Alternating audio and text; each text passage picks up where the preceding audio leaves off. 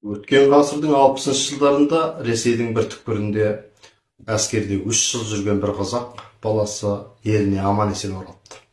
Әке-шешесі, туған-туыстары, бауырлар, көрші-қолаңдар бәрі жиналып ас беріп дәмге отырыпты. Сөзсәгі бала дастархандағы бауырсақтарды саусағының ұшымен домалатып, «Что это такой сардомлақ» дейтін көрінеді.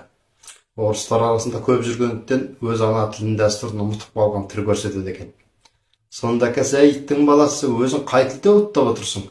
Шаңыраққа бір қарап қойсайшы десе, ола, «Ой, батя, что такое шаңырақ» деп және қарайтын көрінеді. Сол есерлігіне күйіп кеткен әкесі, кеңнің аузын деп қолына ұстап, таянып жүрген таяғын алсап, басына бір қойыпты. Анау серең етіп талып түсті дейді. Жұрт төрдегі анасы ойбайлап, жаңағы күйменің бетіне су құйып, есін жинап алса, ойпыр-ай, шаңыраққа көзім алая, бірден бауырсақтай домалап түскенімді қарашы деп айтады дейді, есін жинап.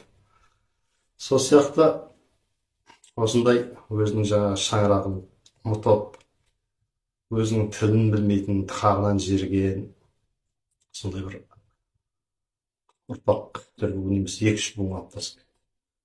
Соларда енді шаңырағын еске түсіретін біздің қазақтың мінез бар, алдыңғы толқын ағалар үзіліп қалды, жоғалып кетті, өстіп айтатын, керек болса басына бір салып қалатын. Бұның бәрі сол алдыңғы толқынның тәрбиесінің жоқтығы ғой. Алдыңғы арба қалай жүрсе, соңғы арба солай жүреді дейді. Сөйтіп алдыңғы буынның өзі жаңаға шөті сардомлақ деп отырған. Біздің алдыңғы толқын солай бұрылып кетті. Сондықтан кейінгілерге, кейінгі толқынға сөгіс жоқ сияқты.